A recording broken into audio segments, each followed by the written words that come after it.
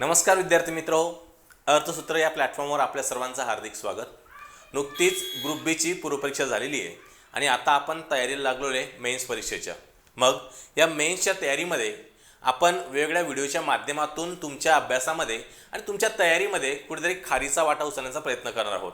त्याच निमित्ताने ज्यावेळेस आपण मेन्स या परीक्षेचा विचार करतो त्यावेळेस दोन गोष्टी अत्यंत महत्त्वाच्या ठरतात.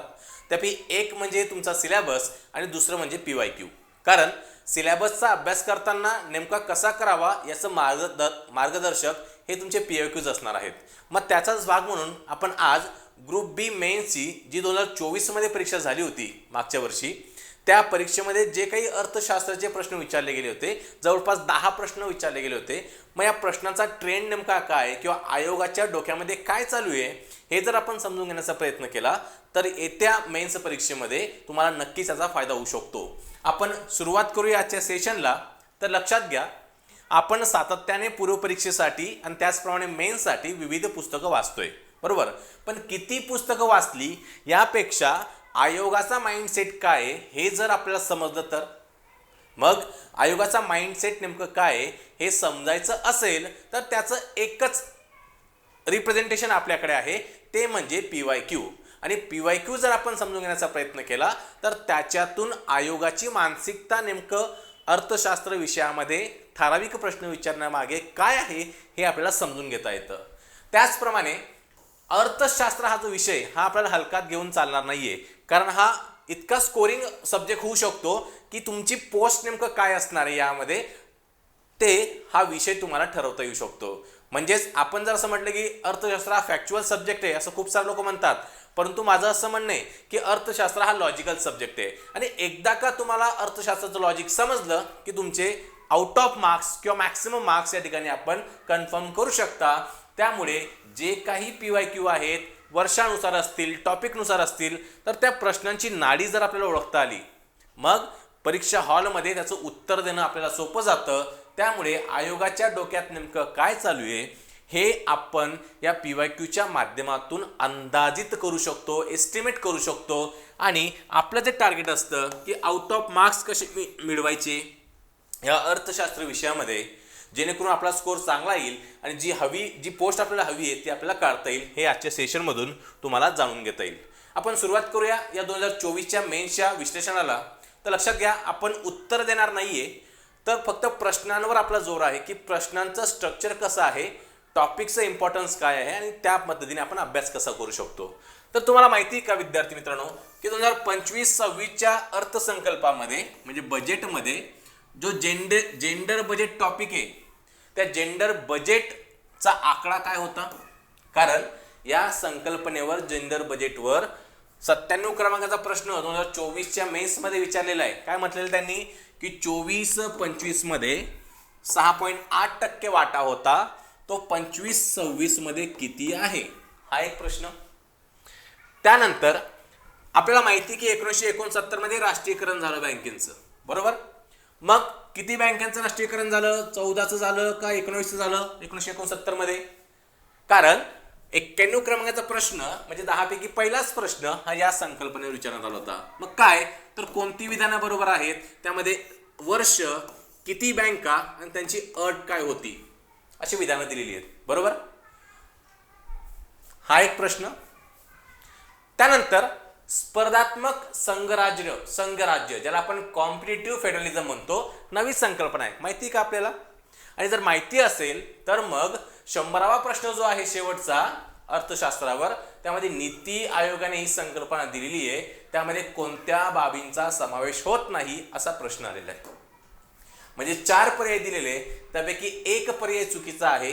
जर ही नवीन संकल्पना जी नीती आयोगाने मांडली होती किंवा चर्चेमध्ये ज्यावेळेस असेल, ही जर माहिती असेल तर याचं उत्तर देता आलं असतं. म्हणजेच काय, हे 3 प्रश्न दाखवण्याचा हेतू काय तर प्रश्न कशा स्वरूपाचे येत आहेत. आणि आपण कुठेतरी विचार केला आहे का की बाबा संकल्पना तर सोपी होती, परंतु प्रश्नामध्ये ज्यावेळेस ती संकल्पना जाते त्यावेळेस कुठेतरी ती कॉम्प्लेक्स वाटायला लागते, परंतु तसं नाहीये. लक्षात घ्या, मी जर या 10 प्रश्नांचं टॉपिक वाईज ब्रेकडाऊन जर केलं की हे 10 प्रश्न सिलेबसच्या कोणकोणत्या टॉपिकमधून आली होती, तर मला असं सांगता येतं की टॉपिक क्रमांक 1 बँकिंग आणि वित्तीय बाजार ही जी संकल्पना आहे त्यावर जवळपास 2 प्रश्न म्हणजे 91 आणि 96 क्रमांकाचा प्रश्न आला होता. कसे होते प्रश्न? तर राष्ट्रीयकरण मगाशी आपण बघितला, त्याचप्रमाणे क्रेडिट रेटिंग एजन्सीवर एक प्रश्न होता. बघा, म्हणजे 24च्या मुख्य परीक्षेमध्ये जे काही 10 प्रश्न आले ते कुठेतरी आपल्याला सोप्या स्वरूपाचे म्हणता येतात, कारण कुठे ना कुठे आपण तो मुद्दा वाचलेला असतो, ती आकडेवारी डोळ्याकडून गेली होती. दुसरा टॉपिक तो म्हणजे आंतरराष्ट्रीय व्यापार व संघटना. बरोबर, जवळपास 3 प्रश्न या टॉपिकवर आलेली, 92, 95 आणि 99. म्हणजे यामध्ये विदेशी मदत जी भारताला होते त्याच्या ट्रेंड संदर्भात प्रश्न होता. बल्क इम्पोर्ट, आपण इम्पोर्ट करतो परंतु बल्कमध्ये करतो, तर काही कम्युनिटीज त्याच्यामध्ये येतात, त्यावर काही प्रश्न होता. आणि आशियान ही संघटना आहे भारता शेजारची, त्यावर देखील त्याचे मेंबर्स कोण आहेत या संदर्भात एक प्रश्न विचारण्यात आला होता. तिसरा जो मुद्दा आहे आपल्या सिलेबसचा तो म्हणजे सार्वजनिक वित्त, अत्यंत महत्त्वाचा मुद्दा आहे. जवळपास 2 प्रश्न आपल्याला या मुद्द्यावर आलेले दिसतात 24च्या परीक्षेमध्ये, 97 आणि 98, ज्यामध्ये जेंडर बजेट मगाशीच मी प्रश्न दाखवला, आणि वित्त आयोग. त्याचे अध्यक्ष कोण आहे, म्हणजे काही वित्त आयोग दिली होती, त्यानुसार त्याचे अध्यक्ष आपल्याला जोड्या लावायच्या होत्या. त्यानंतर आर्थिक सुधारणा आयोगाचा अत्यंत आवडता विषय प्लॅनिंग आणि इकॉनॉमिक रिफॉर्म्स, यावर जवळपास 2 प्रश्न आलेली, 93 आणि 100 क्रमांकाचा. म्हणजे 1991च्या सुधारणा तर केल्या सरकारने, परंतु त्याचे यश न विचारता अपयश विचारलं होतं. त्याचप्रमाणे नीती आयोग, मग नीती आयोगाने जी संकल्पना दिली होती कॉम्पिटेटिव्ह फेडरलिझम, त्याच्यावर प्रश्न आला होता. आणि शेवटचं म्हणजे आर्थिक सिद्धांत. तर अर्थशास्त्र या विषयाचा अभ्यास आपण ज्यावेळेस करतो तर त्यातल्या मूलभूत सिद्धांत किंवा थेरीज आपल्याला माहिती पाहिजे असं आयोगाला वाटतंय. मग त्यावर एक प्रश्न आला होता 94 क्रमांकाचा, तो म्हणजे फिशरचा चलन संख्यामान समीकरण किंवा पैशाचं प्रमाण सिद्धांत आपण ज्याला म्हणत असतो. आपण डिटेलमध्ये चर्चा करूया. तत्पूर्वी समजून घ्या की या 10 प्रश्नांचं कसं विश्लेषण झालेलं आहे किंवा कशी विभागणी झालेली आहे. बरोबर, म्हणजे सिलेबसमधला मुद्दा, प्रश्नांचं स्वरूप बघा कसं आहे आणि किती संख्या आहे क्रमांकानुसार या ठिकाणी दिलेली आहे. बरोबर, पुढे जाऊया. आता जर थोडक्यामध्ये या 10 प्रश्नांचं विश्लेषण जर मला करायचं असेल, म्हणजे 91 पासून 100 पर्यंत ती प्रश्न आली होती प्रश्नपत्रिकेमध्ये, तर 91 क्रमांकाचा प्रश्न बघा, बँकाचं राष्ट्रीयकरण यावर आलेलं आहे. मगाशी मी तुम्हाला प्रश्न दाखवला, विधानं कोणती बरोबर आहे असं विचारलेलं आहे, परंतु वर्ष आणि मग संख्या, त्यानंतर अट जी होती राष्ट्रीयकरणासाठी ती अट विचारलेली आहे आणि मग आपल्याला जोड्या लावायच्या होत्या. म्हणजेच काय, या प्रश्नातून असं दिसतंय की बँकांचं राष्ट्रीयकरण हा जो मुद्दा आहे आपल्याला कसा अभ्यासाचा आहे, तर त्याच्या संख्या आणि निकष हे अदलून बदलून आयोग विचारू शकतं. त्यामुळे राष्ट्रीयकरण ही संकल्पना आपल्याला कुठेतरी आकडेवारी आणि ती संकल्पना, निकष, अटी या व्यवस्थित पाठ करून ठेवायला पाहिजे. म्हणजे ऐतिहासिक घटना, फक्त राष्ट्रीयकरण नाही, स्वातंत्र्यापासून आतापर्यंत ज्या काही हिस्टॉरिकल इव्हेंट्स झालेले इकॉनॉमिक्समध्ये त्याची आकडेवारी आपण व्यवस्थित एका साईडला लिहून ठेवायला पाहिजे.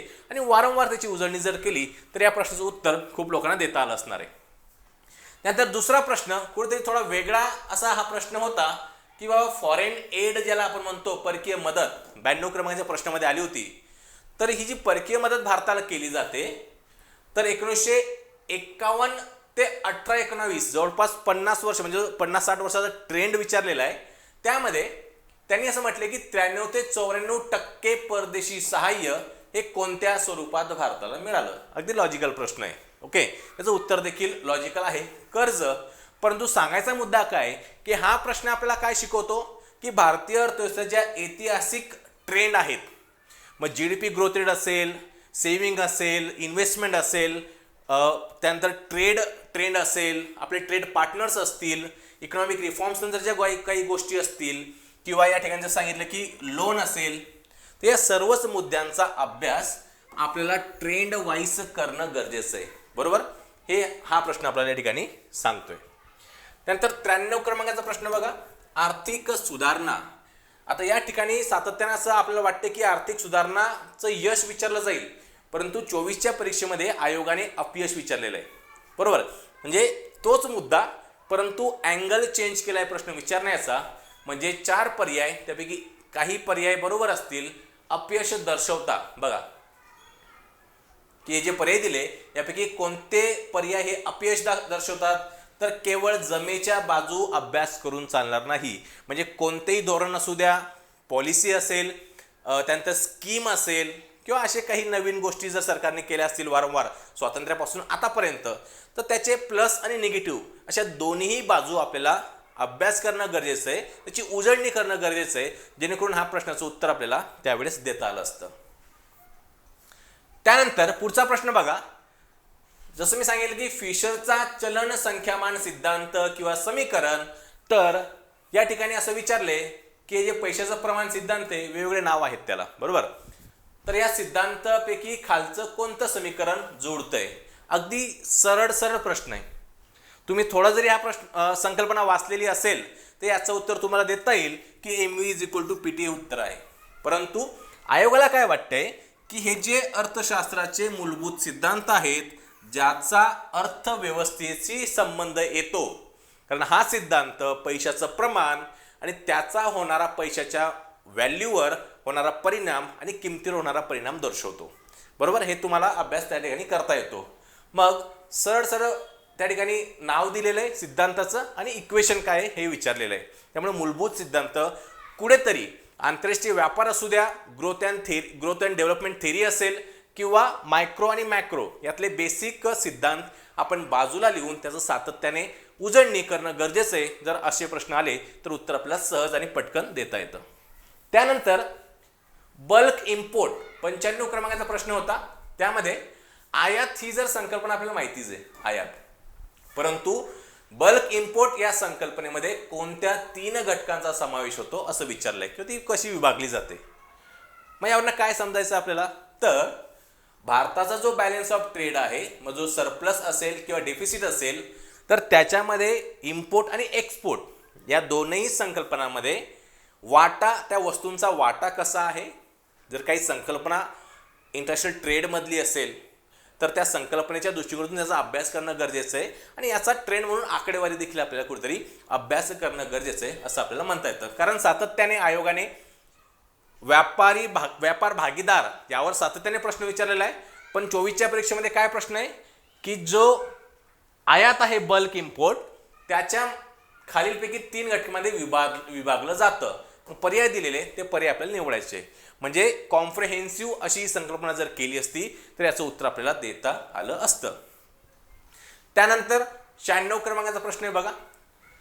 सोपा प्रश्न आहे परंतु काहीतरी वेगळा दिलेला आहे. काय म्हटलेलं आहे की क्रेडिट रेटिंग एजन्सी ज्या आहेत, बरोबर, पतमानांकन संस्था, तर सेबीमध्ये कोणती नोंदणीकृत नाहीये. सेबी काय आहे, फायनान्शियल सेक्टरची रेग्युलेटरी आहे भारतामध्ये, त्याच्या अंतर्गत त्याची नोंदणी झालेली आहे किंवा नाही हे सांगायचं आहे.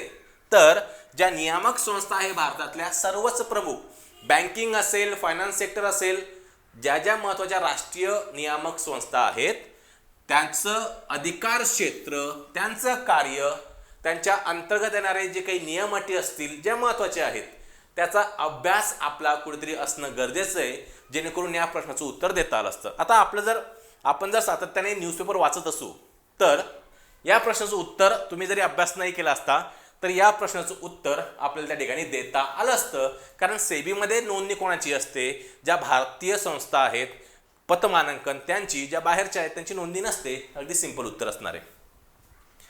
त्यानंतर 97 क्रमांकाचा प्रश्न बघा, जेंडर बजेटवर आहे आणि प्रश्न पण कसा विचारलेला आहे, अगदी नवीन आणि छान प्रश्न विचारलेला आहे की चालू केंद्रीय अर्थसंकल्प सांगितलेला आहे. त्यामध्ये ही संकल्पना आहे लिंग भाव आधारावर जो अर्थसंकल्प असतो, जेंडर बजेट ज्याला म्हणतो. तर 24-25 मध्ये जेंडर बजेटवर 6.8% वाटा दिला होता. तो 25-26 मध्ये किती आहे, अगदी छान प्रश्न विचारलेला आहे. म्हणजेच काय, आयोग अत्यंत करंट आणि स्पेसिफिक डेटा संबंधी प्रश्न विचारला लागलेला आहे. जर तो डेटा तितका महत्त्वाचा असेल तर, म्हणजे या ठिकाणी इकॉनॉमिक सर्वे महाराष्ट्राचा असेल किंवा भारताचा असेल, बजेट महाराष्ट्राचा आणि भारताचा याच्यामधली जी की हायलाइटेड आकडेवारी आहे, की हायलाइटेड ट्रेंड आहे, चेंजेस आहेत, ते कुठेतरी आपल्याला सातत्याने आपली एक वेगळीच नोटबुक त्या आकडेवारीची बनवणं गरजेचं आहे आणि वेळोवेळी ती पाठांतर करणं असेल, उजळणी करणं असेल, ते करणं गरजेचं आहे जर अशा प्रश्नांचं उत्तर द्यायचं असेल. म्हणजे या आर्थिक वर्षामध्ये जी प्रश्न आलेली आहे किंवा जी आकडेवारी आलेली आहे ती तर आपल्याला सोडायचीच नाहीये असं हा प्रश्न या ठिकाणी आपल्याला सांगतोय. त्यानंतर 98 क्रमांकाचा प्रश्न बघा. सोपा प्रश्न आहे की वित्त आयोग ही संस्था आपल्याला माहिती आहे, बरोबर. केंद्र आणि राज्य सरकारच्या संबंधामध्ये अत्यंत महत्त्वाची भूमिका निभावणारी ही वित्त आयोग म्हणजे फायनान्स कमिशन आपल्याला त्या ठिकाणी म्हणता येतं. काय प्रश्न आहे तर 13वा 14वा 15वा 16वा आयोग दिलेला आहे, त्याचे अध्यक्ष तुम्हाला सांगायचे. आता मागचा अध्यक्ष आपण लगेच सांगू शकतो, परंतु मागच्या 4 आयोगाचे अध्यक्ष आपल्याला त्या ठिकाणी समजणं गरजेचं आहे, पाठ करणं गरजेचं आहे. त्यामुळे केंद्र आणि राज्य सरकारच्या आर्थिक संबंधामध्ये महत्त्वाची भूमिका निभावणाऱ्या ज्या काही संस्था असतील, आयोग असेल, समिती असेल, त्यांची जी रिकमेंडेशन असेल, अध्यक्ष असतील, इवन कंपोजिशन मेंबर्स असतील, तर ते कुठेतरी आपल्याला तयारी करणं गरजेचं आहे आणि मग त्या माध्यमातून अशा प्रश्नांची उत्तर आपल्याला देता येतात, बरोबर. मग या ठिकाणी एलिमिनेशन मेथड असेल किंवा एखादी उत्तर तुम्हाला माहिती असेल आयोगाचा अध्यक्ष, तर देखील याचं उत्तर आपल्याला या ठिकाणी देता येतं असं मला म्हणावं लागतं. त्यानंतर 99 क्रमांकाचा प्रश्न बघा. एक संघटना आहे आसियान संघटना, त्याच्या सदस्यत्वावर हा प्रश्न आलेला आहे की खालीलपैकी कोणता देश सदस्य नाही. 4 पर्याय: फिलिपिन्स, कंबोडिया, इंडोनेशिया, भारत. आपण उत्तराकडे जात नाही. माझा प्रश्न काय आहे म्हणजे आपण चर्चा काय करतोय की नेमकं हा जो प्रश्न आलेला आहे आयोगाने कोणत्या अँगलने विचारलेला आहे आणि आपल्याला काय अभ्यास करणं गरजेचं होतं जेणेकरून याचं उत्तर देता येईल. बघा या ठिकाणी भारत आणि भारतावर परिणाम करणारे जे देश आहेत आर्थिक संबंधातून, आता राजकीय या ठिकाणी आपण विचार नाही करते, आर्थिक संबंधातून परिणाम करणाऱ्या देशांच्या जर काही संघटना असतील तर त्याची नोंद आपल्याकडे असणं गरजेचं आहे. ती संघटना, त्याचं उद्दिष्ट, स्थापना, हेडक्वार्टर आणि मेंबर्स. मग मेंबर्स जर आपण वारंवार वाचले असतील किंवा उजळणी केली असेल तर याचं उत्तर आपल्याला देता येतंय, मग बरोबर. म्हणजे ईस्ट दिशेला भारताच्या जे काही देश आहेत त्याची संघटना आहे असं आपल्याला या ठिकाणी म्हणावं लागतं. त्यामुळे भारताचं भौगोलिक स्थान आणि शेजारील देशांच्या संघटनाची माहिती यावर आयोगाने प्रश्न विचारलेला आहे. म्हणजे आपला अभ्यास कसा करायचा आहे बघा. तुम्हाला की सारा प्रश्न होऊन गेला, आता आयोग पुढच्या वर्षी हाच प्रश्न विचारेल का असं नाहीये, सांगता येत नाही. परंतु आपल्याला काय करायचंय की हा मुद्दा ज्यावेळेस आपल्या अभ्यासामध्ये येणार आहे त्यावेळेस त्याची नोंद कशी करायची आहे, नोट्स कशा काढायच्या आहे, जेणेकरून याच्यावर जर प्रश्न आला तर, याच्याशी संबंधित प्रश्न आला तर, किंवा उलट एखाद्या वेगळ्या पद्धतीने प्रश्न विचारला तर तुम्हाला याचं उत्तर देता यायला पाहिजे असं मला या ठिकाणी म्हणायचंय. आणि शेवटचा प्रश्न जो 24च्या मेन्समध्ये आला होता तो म्हणजे नीती आयोगावर, त्यामध्ये कॉम्पिटिटिव्ह फेडरलिझम ही एक संकल्पना नीती आयोग मांडतं, त्याच्यामध्ये कोणत्या गोष्टींचा समावेश होत नाही असं विचारलेलं आहे. म्हणजे या प्रश्नाचं उत्तर द्यायचं असेल तर आपण सातत्याने वाचन आपलं असायला पाहिजे. जर एखाद्या रेफरन्स बुकमध्ये ही कन्सेप्ट जरी नसेल तरी न्यूजपेपरमध्ये आपण ही संकल्पना वाचली असेल तर ती फक्त वाचून थांबता कामा नये, तर सखोलपणे जाऊन नेमकं याचा अर्थ काय होतो, जर याचा अर्थ माहिती असेल तर याचं उत्तर आपल्याला त्या ठिकाणी देता येतं असं मला म्हणावं लागतंय, बरोबर. म्हणजेच जर काही आर्थिक नवीन प्रशासकीय शब्दावली, टर्मिनॉलॉजी जर मागच्या 1-2 वर्षामध्ये आली असेल अर्थव्यवस्थेसंबंधी, अर्थशास्त्रासंबंधी, धोरणासंबंधी, तर ती आपण प्रामुख्याने अभ्यास करावी आणि त्याची नोंद ठेवावी असं या ठिकाणी समजून घ्यायचं आहे. ओके, हे झाले 10चे 10 प्रश्न. आपण स्टेप बाय स्टेप सर्व प्रश्न कशी होती त्याच्यावर नेमकं काय अगदी ब्रीफमध्ये आपण चर्चा करण्याचा प्रयत्न केला आहे की नेमकं काय आपण त्यातून शिकू शकतो आणि तो मुद्दा अभ्यास करताना काय लक्षात ठेवायचं आहे. आता हे 10 प्रश्न जर आपण अभ्यासले तर त्यातून काहीतरी कन्क्लुजन आपण बाहेर काढण्याचा जर प्रयत्न केला की बाबा नेमकं पॅटर्न किंवा ट्रेंड काही सांगता येईल का जेणेकरून येत्या परीक्षेमध्ये मला अभ्यास करायला त्याची मदत होईल. तर पहिला मुद्दा लक्षात घ्या की परीक्षेच्या वर्षातील, आर्थिक वर्षातील तरतुदींवर आपलं लक्ष असायला पाहिजे. प्रश्न दिलेले आहेत. म्हणजे हा जो 97 क्रमांकाचा प्रश्न आहे तो म्हणतो की चालू अर्थसंकल्प, म्हणजे ज्या वर्षी आपण परीक्षेचा अभ्यास करतोय म्हणजे आता 26 मध्ये, तर 25-26, 24-25 या 2 आर्थिक वर्षातली आकडेवारी आपली तर अत्यंत महत्त्वपूर्णपणे पाठ असायला पाहिजे किंवा लक्षात असायला पाहिजे. हे यातून आपल्याला शिकायला मिळतं. म्हणजे फक्त हीच आकडेवारी नाही तर या संदर्भात जी इकॉनॉमिक सर्वेमध्ये असेल, बजेटमध्ये असेल, प्रमुख आकडेवारी ती लक्षात ठेवणं गरजेचं आहे. दुसरं म्हणजे ऐतिहासिक प्रवाह ज्याला म्हणतो आपण, हिस्टोरिकल ट्रेंड ज्याला म्हणतो. आयोग सातत्याने कोणताही पेपर तुम्ही उचला, प्रिलिम्स असेल, मेन्स असेल, ग्रुप बी असेल, राज्यसेवा असेल, ग्रुप सी असेल, त्याच्यामध्ये आयोगाने ट्रेंड संदर्भात सातत्याने प्रत्येक प्रश्नपत्रिकेमध्ये प्रश्न विचारलेला आहे. त्यामुळे जे काही महत्त्वाचे इकॉनॉमिक आर्थिक निर्देशक आहेत त्याचा वेगळा तक्ता बनवला तरी चालतोय. ओके, मग त्यामध्ये सेव्हिंग असेल, माझ्यामध्ये ग्रोथ रेट असेल, जसे याप्रमाणे कर्ज विचारलेलं आहे, आंतरराष्ट्रीय व्यापार असेल, भागीदार असेल, त्यांची भागीदारी असेल, सर्वच प्रकारचा डेटा जो महत्त्वाचा आहे अभ्यास करताना तो जर तुम्ही व्यवस्थित बनवून ठेवला, तयारी करून ठेवली, तर अशा प्रश्नांचं उत्तर तुम्हाला देता येतं. म्हणजे प्रमुख आर्थिक घटकांचा इतिहास अत्यंत महत्त्वाचा आहे. बरोबर, म्हणजे फक्त करंटच नाही, मागचा पॅटर्न काय सांगतोय, म्हणजे मागचा मुद्दा की करंट तर लक्षात घ्यायचंच आहे, आणि हा मुद्दा काय सांगतोय, इकॉनॉमिक हिस्ट्री. सो बॅलन्स बघा आयोगाचा. त्यानंतर तिसरं म्हणजे ज्या रेग्युलेटरी इन्स्टिट्यूशन आहेत, मग सर्वच प्रकारच्या RBI असेल, सेबी असेल, फायनान्स कमिशन असेल, नीती आयोग असेल, किंवा अजून जे काही तुम्ही अभ्यासामध्ये वाचू शकता, त्या सर्वांचे कार्य, त्यांचं कंपोजिशन, त्याचा अध्यक्ष असेल, सर्वच गोष्टी किंवा त्याचं कार्यक्षेत्र असेल की कोणत्या क्षेत्रामध्ये कार्य करतात, त्याच्या जर काही नोंदणी असेल संस्थांची तर ती नोंदणी, त्याच्या अटी या जर आपल्याला माहिती असतील तर अशा प्रश्नांची उत्तरं आपल्याला देता येतात. बघा या ठिकाणी सेबीवर प्रश्न आलेला आहे, या ठिकाणी नीती आयोगावर आलेला आहे. दोघं काय आहेत तर रेग्युलेटरी इन्स्टिट्यूशन आहेत. म्हणजेच काय तर अशा संस्थांचं कार्य आणि अधिकार क्षेत्र आपण तयार करून ठेवायला पाहिजे. मग हा प्रश्न RBI वर पण जाऊ शकतो, फायनान्स कमिशनवर जाऊ शकतो. तो प्रश्न संस्थेनुसार बदलू शकतो, पण तो स्ट्रक्चर जर आपलं तयार असेल तर आपण त्या ठिकाणी व्यवस्थित अभ्यास करू शकतो. त्यानंतर पुढचा मुद्दा म्हणजे चिकित्सक दृष्टिकोन. बघा याचा अर्थ काय, क्रिटिकल इव्हॅल्युएशन. प्रत्येक संकल्पना अभ्यास करताना A पासून तर Z पर्यंत आपल्याला अप्रोच बदलावा लागणार आहे. का, कारण आयोग काय म्हणतंय बघा, आर्थिक सुधारणा विचारलेले, परंतु त्याचं मूल्यमापन करताना कोणते मुद्दे अपयश दर्शवतात. आता हे जे प्रश्नाचं स्वरूप आहे हे क्रिटिकल थिंकिंग दर्शवणार आहे. म्हणजे विद्यार्थ्याची जर क्रिटिकल थिंकिंग डेव्हलप असेल तर तो या प्रश्नाचं उत्तर देऊ शकतो असं आयोगाला तपासायचं आहे. बघा म्हणजेच काय, आपली अभ्यासाची पद्धत ऑब्जेक्टिव्ह वरून म्हणजे ऑब्जेक्टिव्ह सोबतच आपल्याला ॲनालिटिकल करायची आहे, चिकित्सक करायची आहे. म्हणजे फक्त जमेच्या बाजू अभ्यास करून चालणार नाहीये. मॅक्सिमम मुलांनी जमेच्या बाजू केल्या असतील, त्रुटी किंवा अपयशाच्या कोणी केल्या असतील त्याला याचं उत्तर आलं असणार आहे. बरोबर, एक +1 रीडिंग जर केली असेल तर याचं उत्तर आपल्याला देता येतं असा हा प्रश्न म्हणतोय. बरोबर, त्यानंतर फॅक्च्युअल वर्सेस थेरॉटिकल नेहमीच हा वाद राहिलेला आहे. परंतु तुम्ही जर आयोगाचे मागचे काही प्रश्नपत्रिका बघितल्या तर आयोग कुठेतरी दोघांमध्ये बॅलन्स करताना दिसतोय. म्हणजे 50-50 असेल, 40-60 असेल, असं प्रमाण आयोग फॅक्ट आणि थेरी याच्यामध्ये करताना दिसतंय. म्हणजेच काय बघा, हा एकच प्रश्न बघा, याच्यामध्ये वर्ष विचारलेलं आहे, बँकेची संख्या दिलेली आहे, त्याचप्रमाणे निकष विचारलेला आहे. बरोबर, निकष म्हणजे कुठेतरी थेरॉटिकल अप्रोच आहे. वरचा अप्रोच काय सांगतो, फॅक्च्युअल अप्रोच. त्याचप्रमाणे हा प्रश्न बघा, फिशरचा सिद्धांत दिलेला आहे, थेरॉटिकल आहे, त्याच्यामध्ये इक्वेशन विचारलेलं आहे.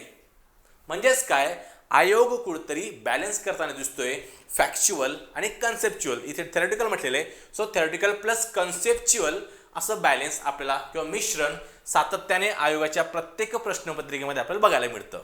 म्हणजेच काय, आता येणारी जी मुख्य परीक्षा आहे 2026 मध्ये, तर त्याचा अभ्यास करताना जो काही कालावधी आपल्या हातामध्ये आहे तो कालावधी वापरत असताना PYQ हा आपला एक टॉर्च असणं गरजेचं आहे.